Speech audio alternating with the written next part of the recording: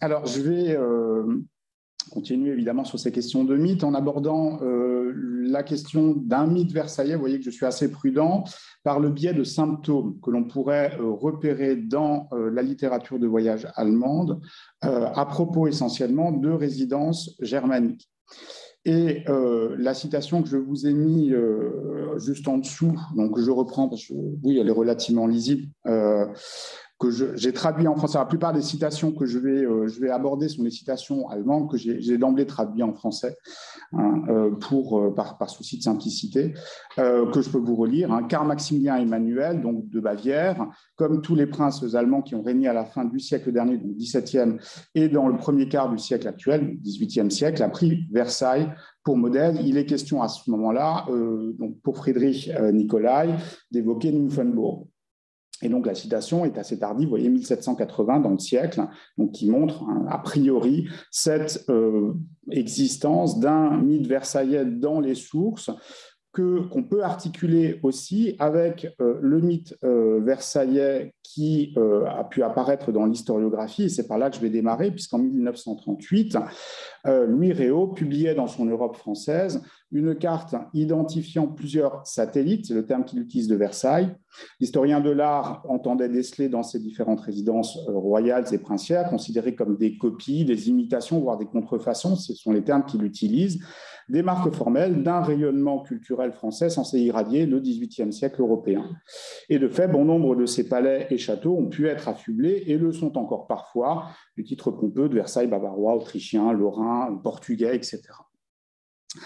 Loin de ne résulter que d'une vision gallo-centrée, l'analogie architecturale et culturelle à Versailles, proposée par Réau, mais on peut citer aussi du Colombier, reposait sur une certaine réalité, énoncée certes non sans mordant par Frédéric II de Prusse dans sa réfutation du prince de Machiavel dans les termes suivants. La plupart des princes, et nommément ceux d'Allemagne, se ruinent par la dépense excessive à proportion de leurs revenus que leur fait faire l'ivresse de leur vaine grandeur. J'ai coupé un petit morceau.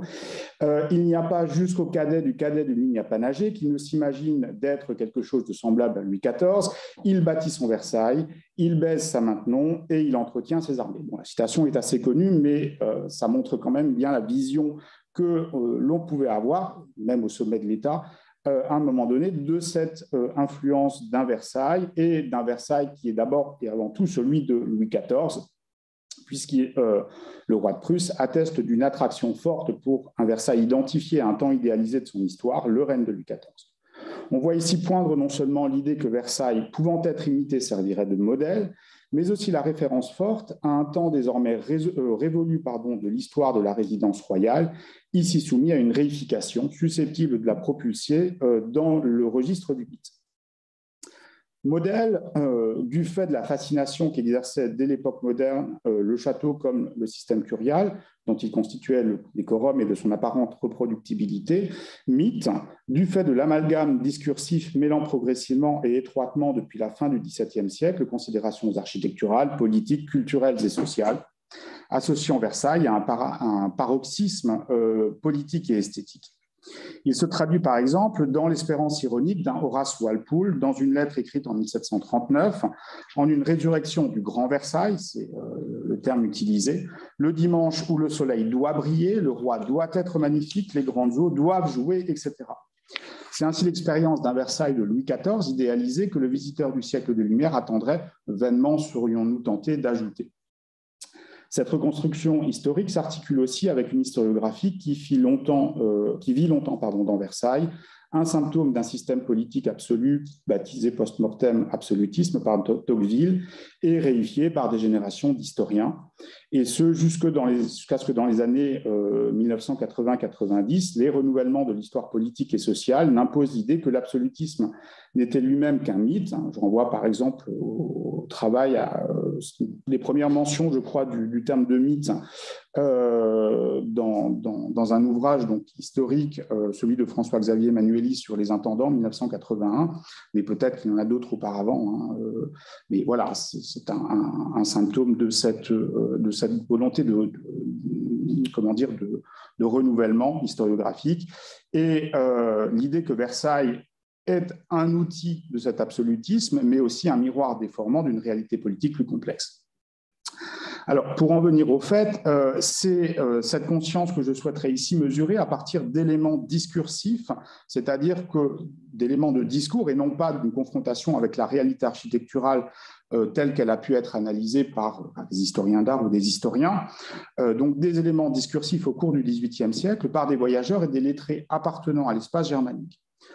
Je proposerai ici de relever et d'analyser les mentions uniquement explicites, donc pour ne pas aller dans l'extrapolation, des mentions de Versailles dans des récits de voyage et descriptions, donc dans une littérature un peu hybride, allant en gros de 1730 à 1790.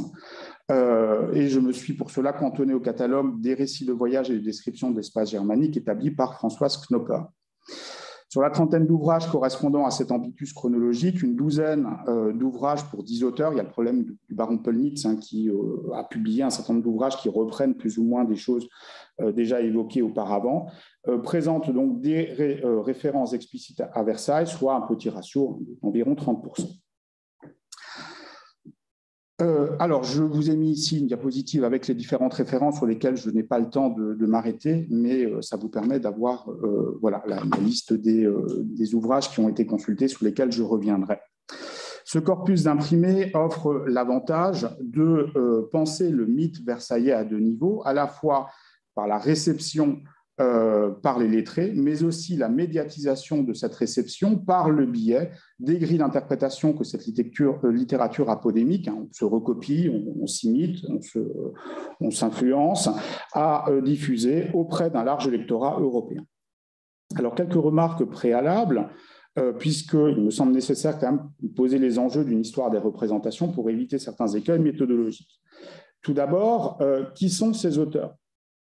Donc là aussi, je vais aller relativement rapidement. Vous avez une liste ici avec donc la lettre entre parenthèses indique s'ils sont catholiques ou protestants, parce qu'on est en Allemagne. Et vous avez ensuite la date de passage ou de publication. Ça dépend des cas. Pour les récits de voyage, ce n'est pas toujours évident.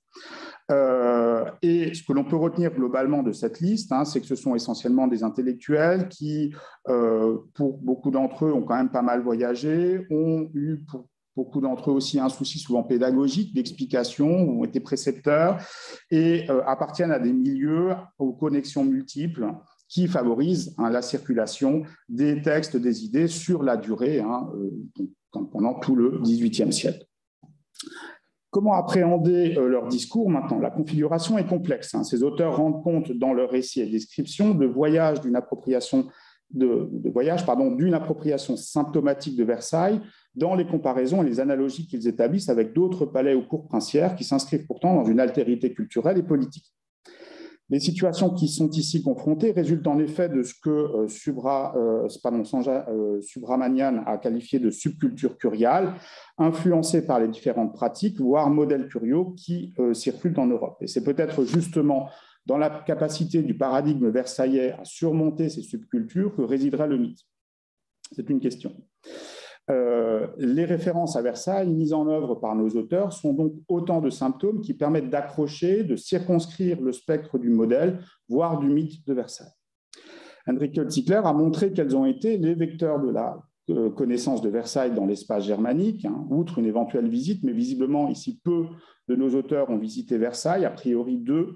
On a évidemment la circulation des gravures et des descriptions qui sont progressivement aussi réalisées, ou rédigées ou traduites en langue allemande, mais aussi les récits d'autres voyageurs qui permettent donc d'appréhender une réalité du château et de l'outil politique à travers des descriptions et des récits, quand leur expérience de Versailles ne reste pas que virtuelle.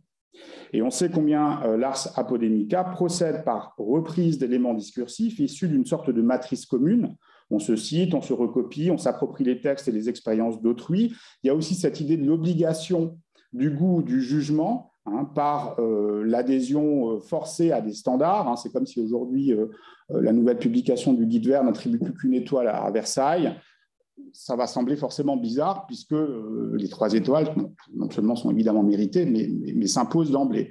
Et de ce fait, on a une sorte de matrice littéraire du jugement qui établit des standards et qui fait que si l'on dit autre chose, on peut aussi déroger à l'idée que l'on se fait d'un espace qu'on a finalement, qu'on ne connaît que virtuellement. Cette intertextualité, c'est-à-dire justement ces référents convoqués de façon consciente ou inconsciente dans les pratiques d'écriture, érige Versailles en paradigme architectural et curial, voire politique. Elle induit aussi la mise en œuvre d'un système de valeurs qui produit un jugement moral entre fascination et répulsion pour une esthétique, mais aussi un système monarchique perçu de l'extérieur. Je vous renvoie aux travaux sur l'image noire de Louis XIV. Autant dire que dans le cas qui nous intéresse, le terrain peut être particulièrement favorable à l'élaboration d'un mythe résultant d'une reconstruction collective et réitérée d'un Versailles dont la réalité n'a finalement été que peu éprouvée. Alors, la question justement maintenant des récurrences de la référence à Versailles dans le corpus. Les occurrences sont finalement peu nombreuses, on l'a dit, à l'échelle des ouvrages, et surtout pas systématiques. On va y revenir tout de suite. En revanche, elles traversent le siècle, montrant une certaine permanence dans la référence à un modèle versaillais qui ne semble guère s'estomper. Vous avez ici une liste des différents lieux qui sont mis en relation avec Versailles, avec le nombre d'occurrences. On repère ici évidemment, enfin, je veux dire évidemment, c'est pas forcément si évident que ça, mais que les résidences bavaroises se taillent la part du Lyon, en partie qui liait Nymphenburg et spécialement ses jardins. Schleißheim, autre résidence bavaroise, et Schönbrunn arrivent ensuite, mais il s'agit cette fois plutôt des bâtiments. Les autres citations sont plus anecdotiques et renvoient essentiellement à des éléments plus circonscrits que nous détaillerons ensuite. Les auteurs procèdent par comparaison, mais surtout par analogie. Les ressemblances ne sont pas forcément assorties d'un raisonnement et on est plutôt simplement dans une mention de Versailles qui est explicitée de manière plus ou moins explicite, mais enfin c'est parfois surtout de l'implicite, au-delà de la mention explicite, encore une fois, du terme de Versailles. Et ensuite, c'est un petit peu aussi au lecteur de constituer sa comparaison à lui. Je vais expliquer ça tout de suite. La référence à Versailles n'est toutefois pas systématique. Par exemple, lorsque Keisler décrit la favorite de Mayence, il ne fait pas référence à Marly, alors qu'elle est pourtant directement inspirée, là c'est pour le coup assez indubitable, de Marly. C'est le cas aussi pour les châteaux de Ludwigsburg ou de Mannheim, et pour ce dernier, il dit pourtant qu'il pourrait devenir, il est encore en travaux à ce moment-là, un des plus beaux bâtiments d'Europe. Pölnitz, de la même manière, à propos de la résidence de Würzburg, dont il dit que ce sera l'un des plus beaux palais de l'Europe, ne propose pas d'analogie avec Versailles. Et du reste, l'analogie ne vient pas toujours là où on l'attendrait. Pölnitz, par exemple, ne convoque pas Versailles lorsqu'il mentionne la Grande Rat, alors que d'autres voyageurs français et francophones se répandent en comparaison entre le palais de Philippe V et Versailles, considérant la Grande Rat, et là je cite, comme une miniature, un rival, une imitation, une copie éloignée, une image de Versailles. Ce qui ne vient manifestement pas à l'idée de Pölnitz. Surtout, à l'échelle de la description, l'analogie à Versailles demeure assez anecdotique, alors que les descriptions délivrées d'une manière globale par ces voyageurs sont souvent très loquaces. Elles peuvent prendre parfois plusieurs pages sur un seul lieu, voire fastidieuses, notamment lorsqu'elles concernent les résidences électorales ou impériales. L'analogie à Versailles n'est jamais filée. Elle ne constitue qu'une étape du propos, soit une remarque introductive qui permet de situer le bâtiment décrit par rapport à la référence Versailles, soit un moyen de mesurer un aspect spécifique du bâtiment, on va y revenir tout de suite, ou encore une évaluation du caractère moral de la réalisation décrite par rapport à Versailles. Quels sont maintenant justement les points saillants de l'analogie à Versailles et que nous disent-ils de l'appropriation d'un mythe versaillais par ces intellectuels germaniques? Tout d'abord, la comparaison fonctionne essentiellement dans le cadre architectural. C'est bien davantage les bâtiments que le système global de la cour qui stimule le recours à Versailles dans ses écrits. La cour ne constitue pourtant pas un angle mort des descriptions, puisqu'elles sont abondamment décrites, mais on voit ici qu'on n'a pas de référentiel versaillais qui est convoqué pour décrire le système curial.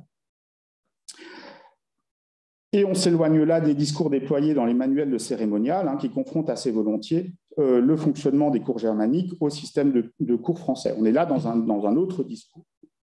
Versailles sert assurément d'étalon pour les autres châteaux d'Europe en termes de prestige et de richesse et de taille, avec la constatation fréquente d'être un modèle inégalé ou inatteignable, que ce soit explicite ou allusif, comme par exemple Pölnitz, qui qualifie Versailles de 8e merveille du monde, avec un procédé rhétorique d'extériorisation de l'argumentation qui permet finalement à l'auteur de prendre la distance.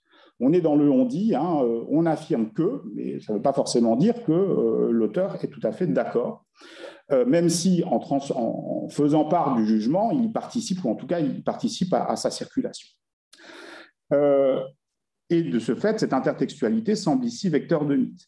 Gerken, en 1779, assure que si Schleisheim, alors je vous ai mis une photo de Schleisheim pour varier un petit peu les diapositives, avait été réalisé dans son intégralité, l'Allemagne, je cite, aurait presque pu égaler Versailles en valeur d'architecture et de splendeur. Et d'ailleurs, Gerken assure plus loin de son expertise en ce domaine, puisque, je cite à nouveau, il a vu tous les grands châteaux d'Allemagne. Donc, c'est un expert. Riesbeck, qui écrit spécifiquement sur la Hongrie, insiste sur la grandeur immense du château des princes Esterházy. En comparaison, là, avec Versailles, c'est le point de comparaison. C'est assurément là l'objet principal de l'analyse, la taille et l'ampleur des bâtiments. Kessler fait de même avec Schleisheim et Küchelbecker et Pöllnitz avec Schönbrunn, avec toujours le bémol de l'inachèvement. On a affaire là à des sources qui sont plutôt précoces, des années 1730, où effectivement, lors desquelles ces bâtiments ne sont pas totalement achevés, ou en tout cas donnent l'impression de ne pas l'être. Ce qui, du coup, empêche ces réalisations germaniques d'égaler totalement Versailles et donc, d'un point de vue rhétorique, de limiter opportunément la similarité. Schönbrunn et surtout Schleisheim se démarquent par leur ampleur. Je vous rappelle que Schleisheim, la façade de Schleisheim, je vais y arriver, dépasse les 300 mètres et présente un aspect relativement massif, d'où cette possible analogie. Mais pourquoi ne pas citer d'autres réalisations d'ampleur similaires, comme l'espace germanique en contretemps? Il est intéressant de noter ici que seules les résidences de l'empereur, du roi de Prusse et de l'électeur de Bavière stimulent de fréquentes comparaisons, contrairement à d'autres résidences d'ampleur, dont on a dit qu'elles ne bénéficient jamais de la comparaison à Versailles ou de l'analogie, si ce n'est, comme si cette dernière était réservée aux princes les plus éminents de l'Empire. Et alors là, il y a un grand absent, c'est Dresde, mais ce n'est pas illogique puisqu'il n'y a pas de réalisation d'ampleur palatiale, palatiale d'ampleur à Dresde qui ait été réalisé. De nombreux projets de Pöppelmann et d'autres n'ont jamais vu le jour. Par contre, évidemment, ça n'empêche pas de parler de Dresde. Et le Grünes Gewölbe, par exemple, est largement cité. Il y a des pages et des pages de descriptions qui montrent qu'on passe et on s'arrête à Dresde, mais on n'a pas ici de référent versaillais qui est convoqué. Bianconi met même en place une échelle de comparaison. Je cite, « J'en ai entendu qui ont voulu l'égaler, il parle de Nymphenburg au jardin de Versailles, mais ils ne l'ont jamais vu, ou ils se moquent de nous. Pour qui a des yeux, Versailles dépasse de beaucoup tous les agréments de l'Europe, de même que Nymphenburg dépasse de beaucoup tous les jardins de l'Allemagne. » Et là, on est dans les années 1760. Donc, il y a d'autres palais qui existent que Nymphenburg en Allemagne. On voit ici poindre une gradation que l'on retrouve de façon plus ou moins implicite à de maintes reprises, par exemple chez Wilbrand en 1758, et qui renforce cette éminence versaillaise qui est très rarement contestée, mais qui l'est parfois, puisque pour Pöllnitz, la galerie Colonna et le manège de Salzbourg présentent un intérêt supérieur à leurs homologues français. Même versaillais, pardon. Question connexe, la dimension financière, je vois que j'étais un petit peu trop rapide, pardon, dans mes diapositives, qui transparaît parfois dans la comparaison pour renforcer le prestige de Versailles et qui produit un effet rhétorique ambivalent. Pour comparer les réalisations allemandes avec un château au coût faramineux, donc ça permet de souligner le prestige propre de ces châteaux, mais il peut aussi s'agir de condamner le luxe excessif déployé par le roi Soleil. C'est du reste un élément de critique fréquent, j'y reviendrai, mis en exergue dans l'opposition à Louis XIV. Cet argument contribue à conforter le caractère exceptionnel de Versailles, porteur de mythification, renforcé ici par Bianconi, par exemple par l'anecdote, je cite, « Quand Louis XIV eut achevé la construction de Versailles et de Marly, il voulut connaître la somme totale de la dépense et en fut si effrayé qu'il jeta le compte au feu, afin qu'il ne restât dans la monarchie aucun souvenir d'une si extravagante prodigalité. » Le corpus met aussi en lumière la reproduction d'un modèle, au moins pour le plan, mais aussi pour les décorations et configurations. C'est le cas, par exemple, pour Gerken en 1779 et Nicolai en 1780-81, qui assurent que le plan de Nymphenburg aurait été pris en plus petit sur le modèle du château de Versailles. Pölnitz avance en conclusion de sa description du château de Berlin que le roi de Prusse s'était en fait borné, je cite, à imiter autant qu'il avait été possible les dedans du château de Versailles. Fermez la citation.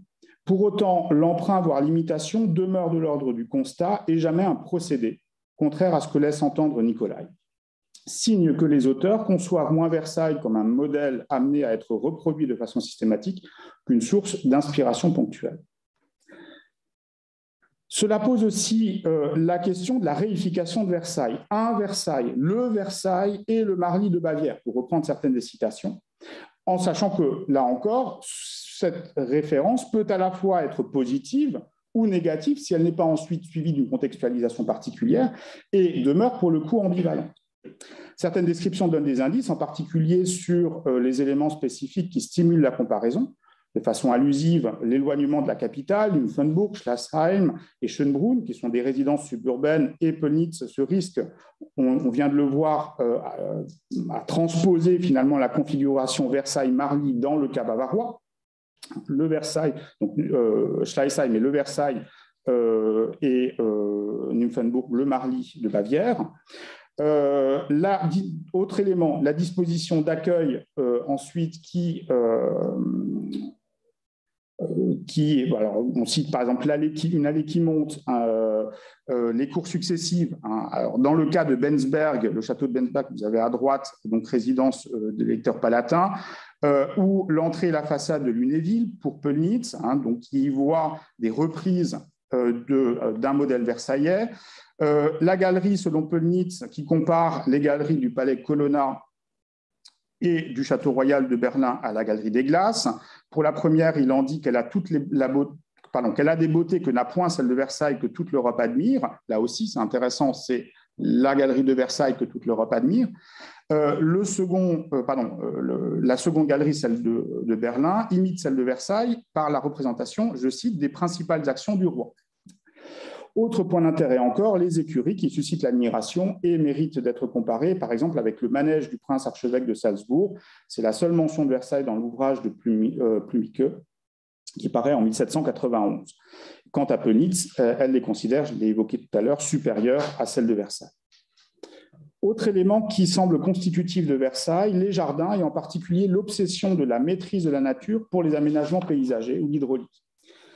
Bianchi, par exemple, nous dit que car ici, donc à Nymphenburg, comme à Versailles, l'ingrate terre avait presque refusé tout secours. Pour Keisler, je cite, Versailles a dans son jardin des beautés si somptueuses qu'on ne peut que les contempler avec admiration les premières fois et que les Français peuvent bien se vanter en les montrant que leur roi est le seul monarque qui puisse contraindre la nature.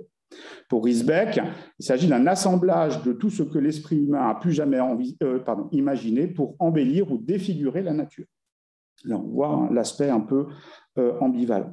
Bianconi et Keisler qui tentent aussi la comparaison avec la science de l'hydraulique développée dans les villas romaines, même si ces dernières sont assimilées, je cite, à une matrone âgée, ayant maintenant les rides de leur âge et qui se promène habillée à la manière de Léon X et du pape Jules.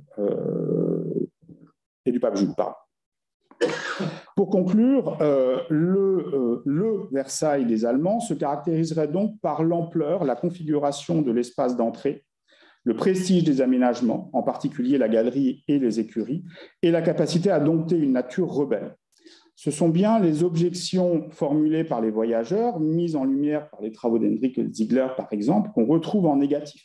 Le gigantisme excessif est symptôme d'hubris, la déception face à l'incapacité de bien percevoir la symétrie de l'espace dessiné par la patte d'oie, les cours et les ailes du château de Versailles, les dépenses colossales qui ont permis la réalisation d'une résidence royale d'ampleur incomparable, mais moralement, ça paraît répréhensible, l'environnement malsain, donc le mauvais choix du lieu qui contre l'argument de la domination de la nature, et plus globalement, une comparaison qui met en balance Versailles, soit positivement, ce qui est quand même plutôt le cas de nos descriptions, même si parfois c'est un petit peu ambigu, mais qui peut, et donc, des auteurs qui peuvent laisser un peu finalement le lecteur faire son choix, mais qui peut aussi pencher vers le négatif quand pointe le chauvinisme, comme c'est le cas chez Rink ou dans une moindre mesure chez Kuchelbecker, qui est pourtant lui aussi critique à l'égard des Habsbourg quand il produit sa longue description très précieuse de Vienne.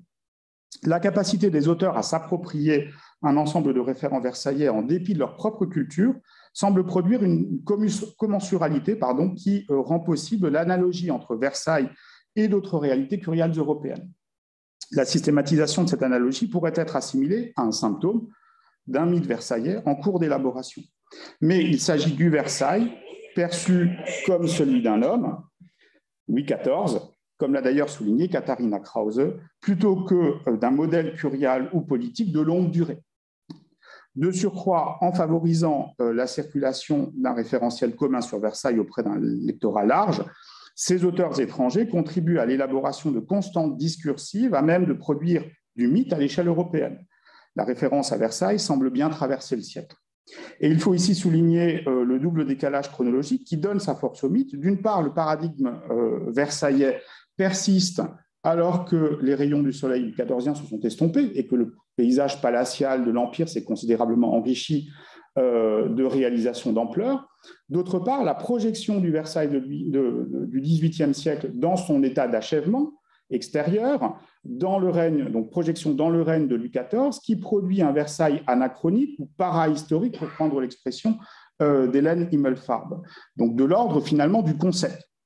Mais on pourrait aussi retourner l'argument en se demandant si une constante palatiale à tendance mégalomaniaque, conformément au constat ironique de Frédéric II, n'a pas entretenu la référence versaillaise dans l'Empire comme un horizon inatteignable et ou condamnable, et en particulier pour une Kleinstadtreihe, donc tous ces petits États d'empire qui pullulent notamment dans l'Allemagne du Sud-Ouest, qui auraient fait la preuve ici d'un hubris comparable à celui de Louis XIV.